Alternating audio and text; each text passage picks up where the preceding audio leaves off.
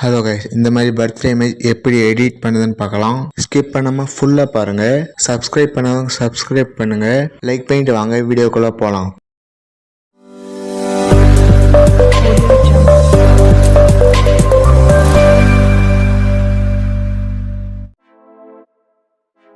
Picture open பண்ணிங்க. இந்த background image டிஸ்கிரிப்ஷனில் கொடுக்குறேன், அதை டவுன்லோட் பண்ணிங்க. எடிட் ஃபோட்டோ செலக்ட் பண்ணுங்கள். இந்த பேக்ரவுண்ட் இமேஜ் செலக்ட் பண்ணுங்கள். அப்படியே ஸ்க்ரோல் பண்ணிட்டு வாங்க. ஆட் ஃபோட்டோ செலக்ட் பண்ணுங்கள். உங்கள் இமேஜ் செலக்ட் பண்ணுங்கள். ஆட் கொடுத்துங்க. அப்படியே ஸ்க்ரோல் பண்ணிட்டு வாங்க. பிளண்ட் செலக்ட் பண்ணுங்கள். ஸ்க்ரீன் செலக்ட் பண்ணுங்கள். மேலே கொண்டு வாங்க.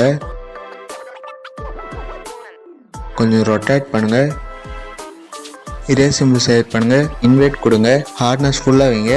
சைஸ் உங்கள் இருக்கும். ரீஸ்டோக் செலக்ட் பண்ணுங்கள். இந்த மாதிரி ரீஸ்டோக் பண்ணுங்கள்.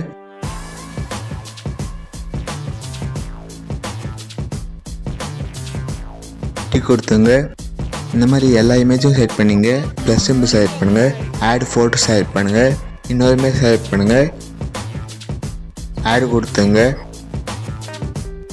ரிமூவ் பிஜி செலக்ட் பண்ணுங்கள். ரிமூவ் பேக்ரவுண்ட் செலக்ட் பண்ணுங்கள்.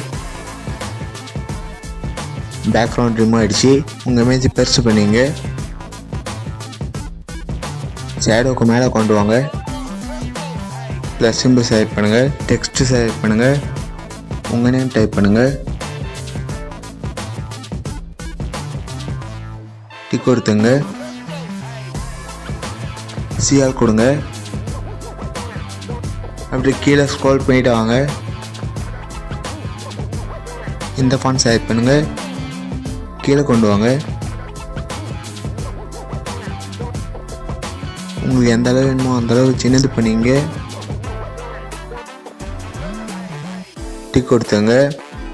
டவுன்லோட் பண்ணிங்க. லைக் பண்ணுங்கள், கமெண்ட் பண்ணுங்கள், உங்கள் ஃப்ரெண்ட்ஸ்கிட்டையும் ஷேர் பண்ணுங்கள். இந்த மாதிரி வீடியோ பார்க்கணும் மறக்காமல் சப்ஸ்கிரைப் பண்ணுங்கள். அடுத்த வீடியோவில் பார்க்கலாம். பாய்.